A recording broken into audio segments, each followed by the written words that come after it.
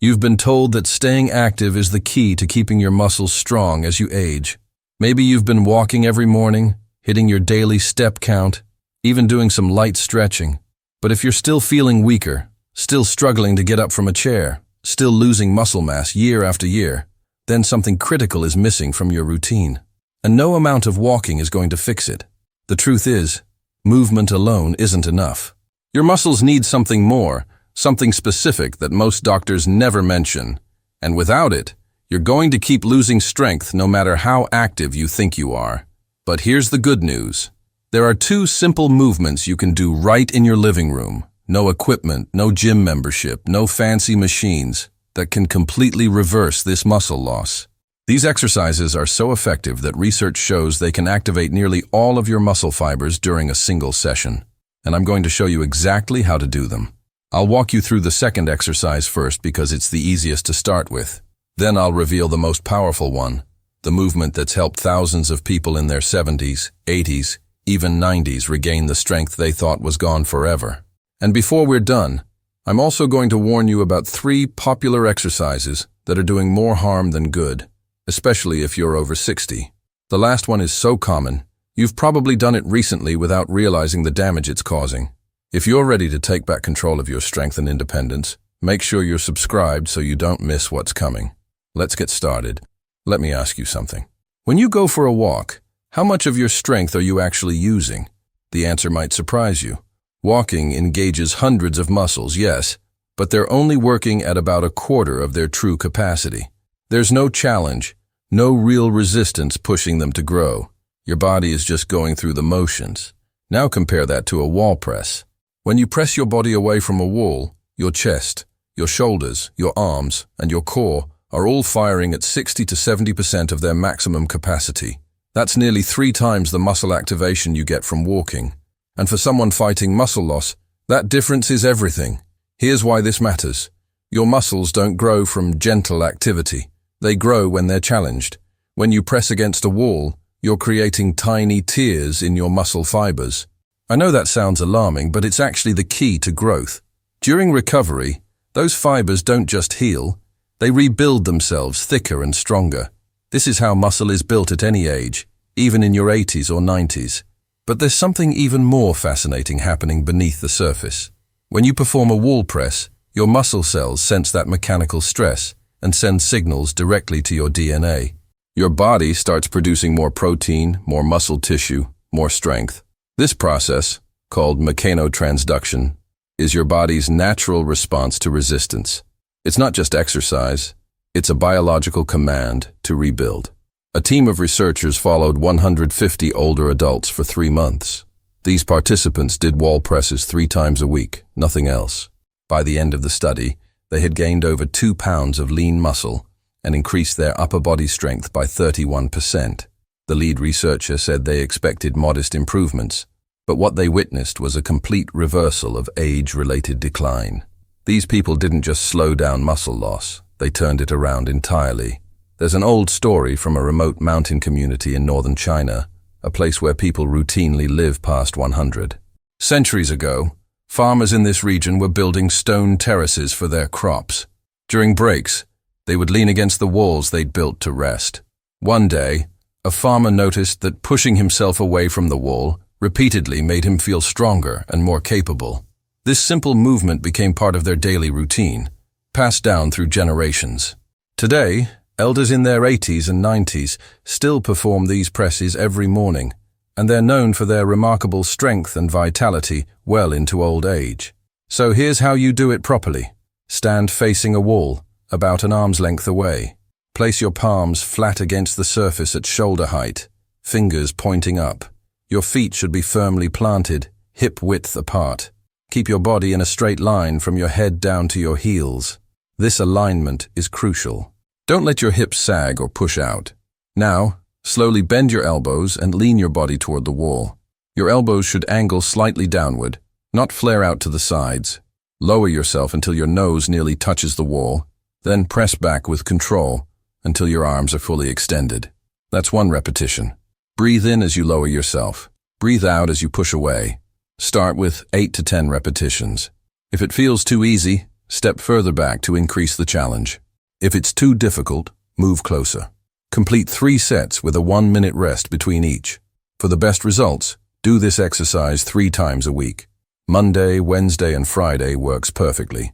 This gives your muscles 48 hours to recover and grow between sessions. You should feel your muscles working, maybe even a gentle burn. That's how you know it's effective. Now, I mentioned earlier that there are certain exercises you should never mix with wall presses, exercises that can actually undo all your progress and put you at serious risk. I'll reveal those in just a moment. But here's the problem. If you're relying only on wall presses to build muscle, I have to be honest with you, it's not going to work. Wall presses target your upper body beautifully, but they do almost nothing for your legs. And your leg muscles are absolutely critical as you age. Your legs carry you through life. Without strong legs, you risk dangerous falls and accidents that could leave you bedridden or worse. That's why you must do the second exercise for complete results. Let's talk about your legs. When you walk, your legs are moving, sure, but they're only carrying your body weight in a vertical position with minimal effort. Your thigh muscles are working at maybe 25% capacity, and your glutes, the largest muscle group in your entire body, are barely engaged at all. Seated stands change everything. This exercise makes your thighs activate at 75% capacity and your glutes at 80%. Your hamstrings and calves join in as well. This movement zeroes in on your lower body muscles, the exact muscles that determine whether you can stand up from a toilet, climb stairs, carry groceries, or live independently. For someone battling muscle loss, leg strength isn't just about mobility. It's about dignity. It's about not needing someone to help you out of a chair. It's about preventing the falls that send thousands of older adults to hospitals every single day. Here's something most people don't know about seated stands. They trigger a massive release of growth hormone and testosterone, yes, even in older adults. These are the same hormones that built your muscles when you were young. And seated stands make your body produce them again. Because this exercise uses such large muscle groups, your body responds by flooding your system with these muscle-building hormones. A groundbreaking study tracked 200 adults aged 70 to 92 who performed seated stands 4 times weekly for 16 weeks. The findings were extraordinary. Participants gained nearly 4 pounds of lean leg muscle and improved their sit-to-stand time by 43%. Balance scores increased by 38%, and fall risk dropped by half. Many participants who started the study using walkers were walking unassisted by week 10. There's another story from southern China, from a village in the Bama region, where people regularly live past 100. Legend says that centuries ago, during a severe flood, villagers had to repeatedly lower themselves onto elevated platforms to escape rising waters, then stand back up as the waters receded. This constant motion went on for days. After the floods, the elders noticed something remarkable. Their legs felt stronger than they had in years. Chronic knee pain many had suffered had vanished. This movement became woven into their daily rituals. Even today, centenarians in Bama perform what they call platform breathing, essentially seated stands, every morning and evening. Visit this village, and you'll see 95-year-olds squatting down in gardens, standing up with ease, their legs as strong as bamboo. Here's exactly how to perform seated stands. Find a sturdy chair, one that won't slide or tip, and position it behind you. Stand directly in front of the chair with your feet shoulder-width apart, toes pointing slightly outward. Extend your arms straight out in front of you at shoulder height for balance. This is your starting position. Now, imagine you're about to sit down, but you're moving in slow motion. Begin lowering yourself by pushing your hips back first, like you're reaching for the chair behind you. Let your knees bend naturally as you descend, but keep them aligned with your toes. Never let them cave inward. Lower yourself until your bottom just barely touches the chair, the lightest touch possible. Don't collapse into it. The moment you feel contact, pause for half a second, then drive through your heels. Press your feet into the ground and stand back up. Squeeze your glutes at the top. Keep your chest lifted throughout the entire movement. Eyes looking straight ahead, not down at the floor. Your weight should stay in your heels and midfoot, never on your toes. Complete 10 to 12 repetitions to start. If you need to actually sit down between repetitions, that's perfectly fine. Perform 3 sets with 90 seconds of rest between each. For optimal muscle growth and strength gains, Do this exercise 4 times per week. Space them out, maybe Monday, Tuesday, Thursday, and Saturday. The increased frequency is intentional because your leg muscles recover faster and can handle more frequent training. However, these exercises will do you no good if you're still doing the next 3 movements I'm about to discuss. The last one is extremely common, and I'm almost certain you've done it recently. After working with thousands of people struggling with muscle loss, reviewing dozens of exercise studies, and consulting with leading experts in muscle preservation, I've identified 3 dangerous exercises that you must avoid at all costs. Because while wall presses and seated stands are excellent for building strength, there are certain movements that can completely undo their benefits and even put you at serious risk of injury. The first forbidden exercise: abdominal curls. Walk into any gym, scroll through any fitness page, and you'll see them everywhere. Abdominal curls are probably the most recommended core exercise on the planet. A recent survey found that 67% of fitness trainers recommend them specifically for burning belly fat and building core strength. But here's what they're not telling you. Yes, curls activate your abdominal muscles, but every single time you curl your spine forward, you're compressing your spinal discs. For older adults, this is a disaster waiting to happen. The repetitive flexion strains your lower back, cranks tension into your neck as you pull your head forward, and offers almost zero functional strength for the movements you actually need in daily life. When you injure your back or neck doing curls, you can't exercise. That injury becomes a gateway to accelerated muscle loss.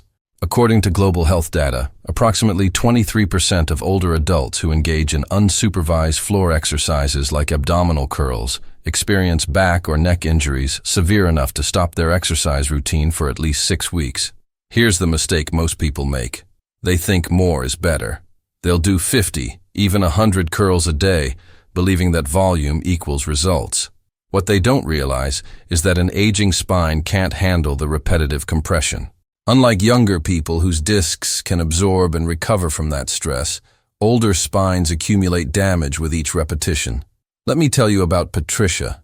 She came to see me at 73, frustrated and desperate.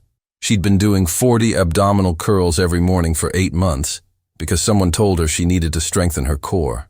Her belly hadn't changed, but that wasn't the worst part. She developed severe lower back pain that radiated down her left leg. Some mornings, she couldn't get out of bed without help. I stopped her curls immediately. We switched to safer core exercises, ones that didn't compress her spine. Within 3 weeks, her back pain diminished. Within 2 months, it was gone completely. She regained the muscle she'd lost and added more. You'll find this movement in countless workout routines. It's been a staple since the golden age of bodybuilding. But here's the truth they're not sharing with you.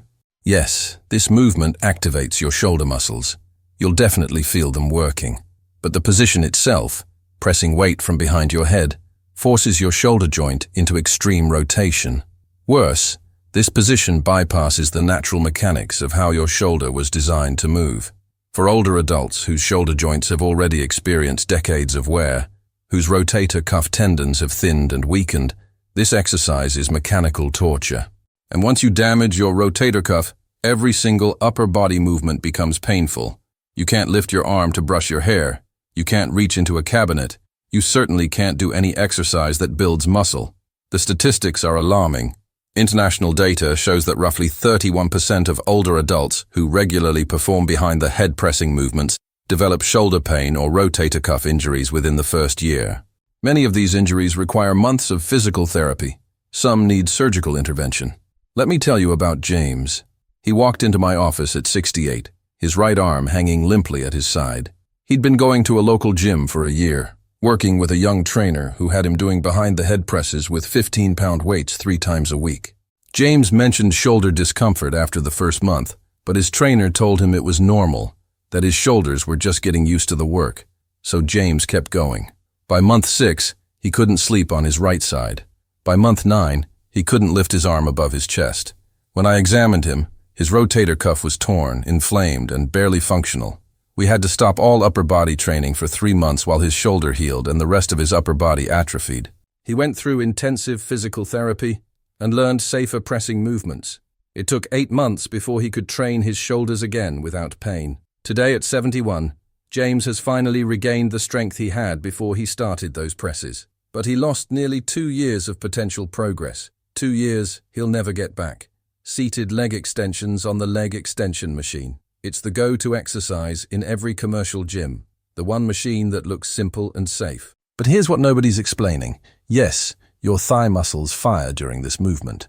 But when you extend your leg against resistance in this seated position, you're creating shearing force across your knee joint. And here's the cruel irony. Once your knees are damaged, you can't do any lower body exercise effectively.